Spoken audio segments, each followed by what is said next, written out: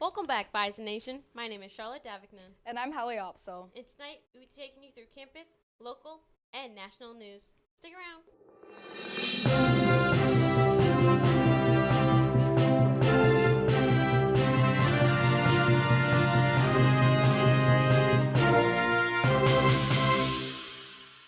Students can get a sweet treat and some resume help with the Career and Advising Center.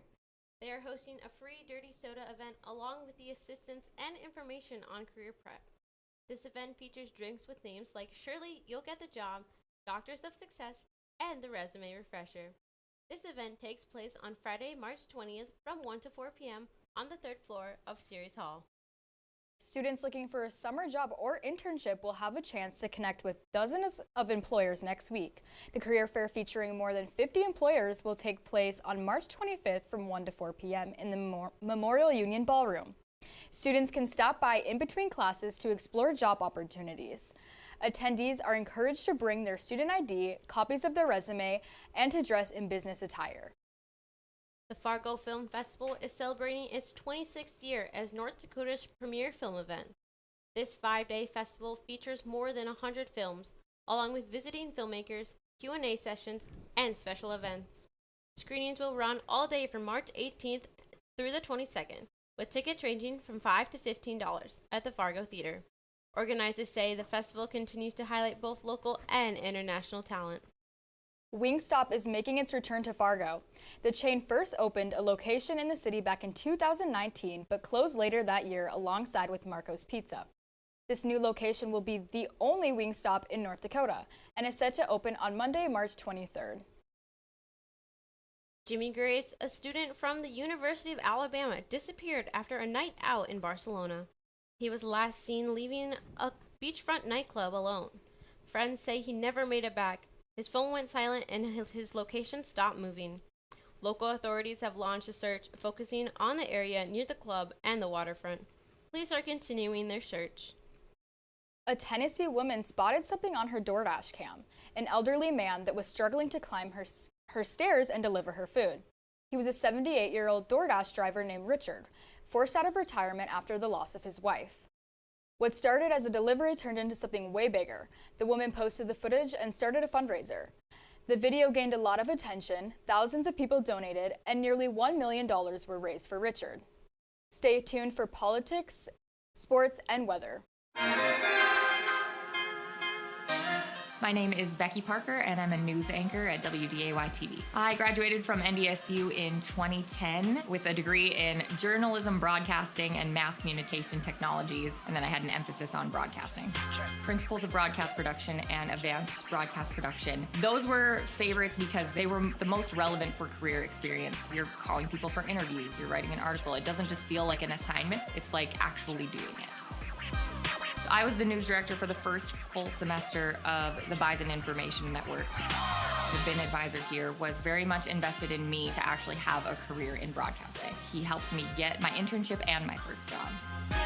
The people in NDSU's Department of Communication are really interested and helpful in getting students the connections that they need in order to get a job beyond school.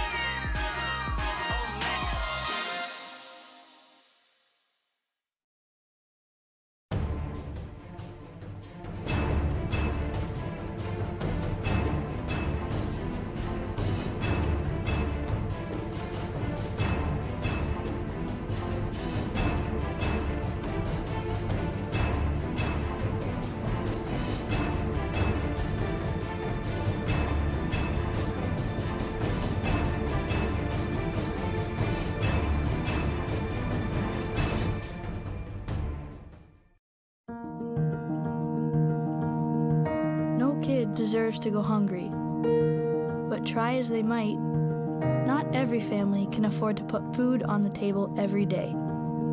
That's why the Great Plains Food Bank and their partner agencies work every day to bring food to our hungry neighbors.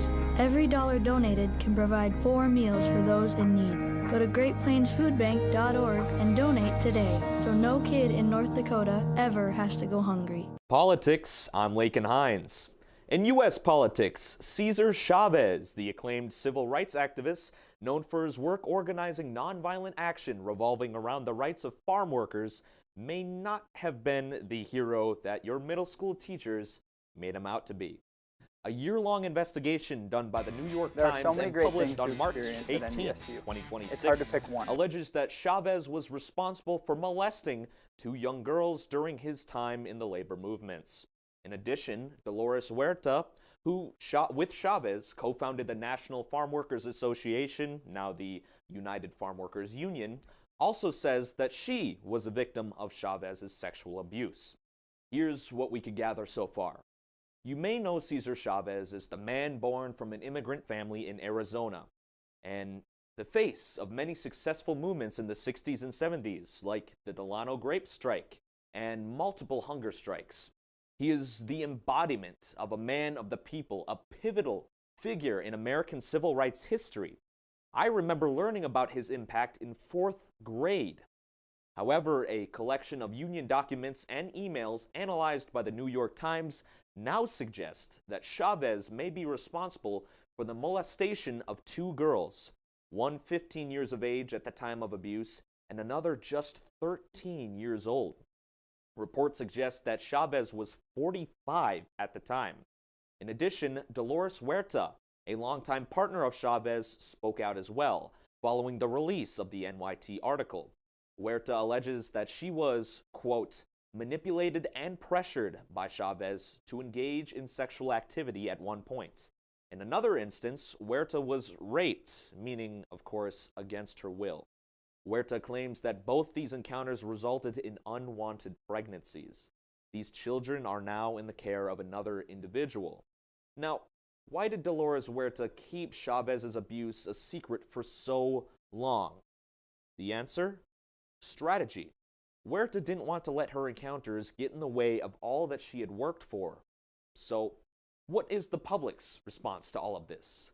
Well, the Cesar Chavez Foundation and the UFW already announced the cancellation of their celebrations held on March 31st, formerly known as Cesar Chavez Day.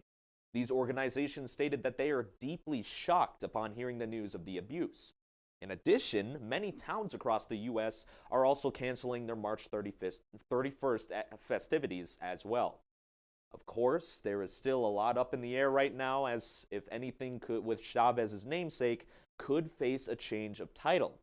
It would also appear that the United Farm Workers Union could have known about the abuse prior to this investigation, so we will just have to see how that plays out, and if it will as well. But yeah, a huge bombshell in the American political world, and I am quite interested to see what more we can learn from this controversy. As always, stay safe, stay educated, and once again, I am Laken Hines with Politics. Have a good rest of your week. There are so many great things to experience at NDSU. It's hard to pick one, but my favorite is the people. They make it such a warm place. The Bison aren't just across the country, they're across the globe. It's the perfect distance from home. The faculty are our biggest cheerleaders. Hands-on research experience. The affordable tuition. All the opportunities to stay active on campus. Real-world learning experiences. Once I got on campus, it felt like home.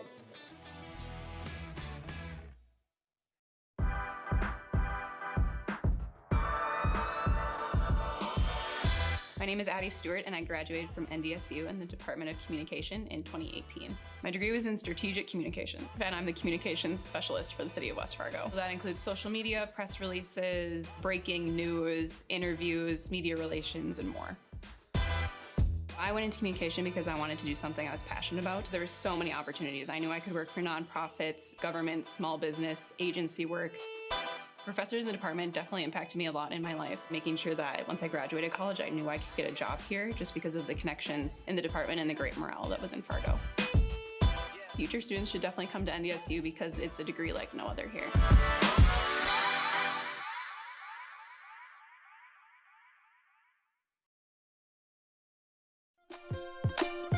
The NDSU bookstore has everything you need to show off your Bison pride. The bookstore can have you sporting green and gold wherever you go.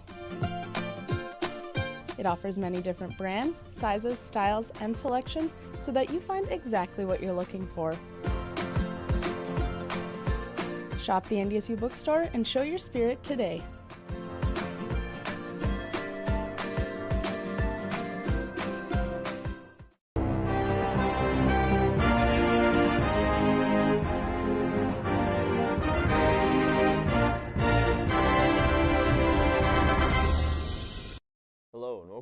Bison Sports. I'm Jack Higgins. Bison basketball traveled south last weekend, going to Sioux Falls for the Summit League basketball tournament. The Bison men came out victorious, clinching their 6th appearance in the NCAA tournament, also known as March Madness. They started the tournament strong, winning their first game against Oral Roberts 76-65. Damari Wheeler-Thomas led the team with 18 points, and Noah Feddersen had 11 rebounds. The next game, they defeated Omaha 74-50, with Trayson Anderson leading the team with 16 points. Feddersen once again led rebounds with 13 and added 11 points. Sunday, they faced their northern rival, the UND Hawks, after the Hawks upset St. Thomas in the semifinals 67-66 after a late free throw to win from George Natsville-Shivili. The Bison beat the Hawks 70-62 after a fierce back-and-forth battle all game. Damari Wheeler-Thomas scored 19 points and grabbed 6 rebounds, and also earned tournament MVP, while Andy Stefanowicz added 11 points and 6 rebounds. The Bison clinched their first NCAA tournament berth since 2020 with the win over UND. For the women's side, they fell short in the championship game to the South Dakota State Jackrabbits, 64-51. Avery Coonan suffered an ankle injury early in the first game of the tournament against Omaha. NDSU defeated them 87-37, but Coonan was seen wearing a boot during the team rest day the next day. Saturday, they took on St. Thomas, winning 63-51. Coonan posted 31 points and 8 rebounds, surging back after her injury. Jada Hood put up 17 points for the Tommies, but it was not enough to stop the determined Bison. Sunday, they took on SDSU, where SDSU senior Brooklyn Myers scored 26 points, grabbed 9 rebounds, and earned the tournament MVP award to defeat the Bison and earn South Dakota State a berth in the NCAA women's tournament. This is their 4th straight Summit League championship win and their 13th overall. Avery Coonan scored 12 points and had 13 rebounds, and Molly Lenz added 12 points on 37 minutes.